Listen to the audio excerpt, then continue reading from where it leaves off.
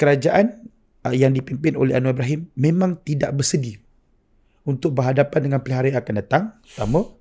Dan kedua, mereka terpaksa buat seminimal yang boleh dalam keadaan hutang negara makin bertambah, dalam keadaan banyak sumber-sumber yang tersekat.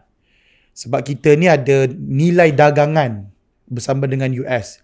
US sekarang ni begitu berkonflik. Nak pula dalam masa yang sama, China dengan US ini sedang bergasak. Kita duduk kat tengah-tengah. Tapi sekarang kita seolah-olah dilihat berpihak. So banyak timbang tara yang sedang dialami oleh kerajaan hari ini. Sehingga saya yakin inilah antara sebab kenapa mereka hilang fokus dalam memenangkan hati rakyat, apatah lagi nak menuju ke pilihan raya akan datang. Itulah cerita dia.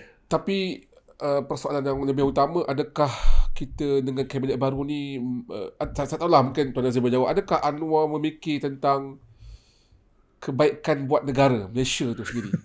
Soalan. Jawapan tahu dah. Cuba Sufi bagi pandangan. Sebab tak nampak benda tu untuk baik negara. Ni bukan jawapan Sufi tau, ni jawapan semua orang. Betul.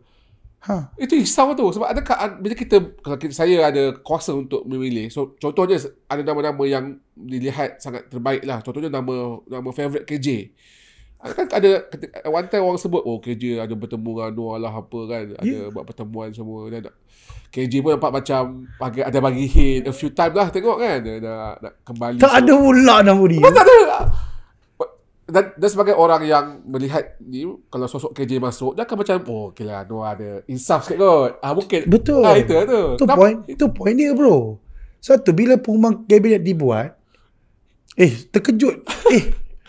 Memang nampak ini adalah untuk sustainability for a short period. Ya, betul.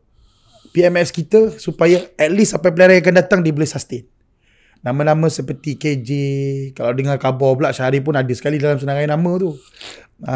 Antara orang-orang yang mungkin dapat mengendurkan perspektif dan juga persepsi negatif terhadap kepimpinan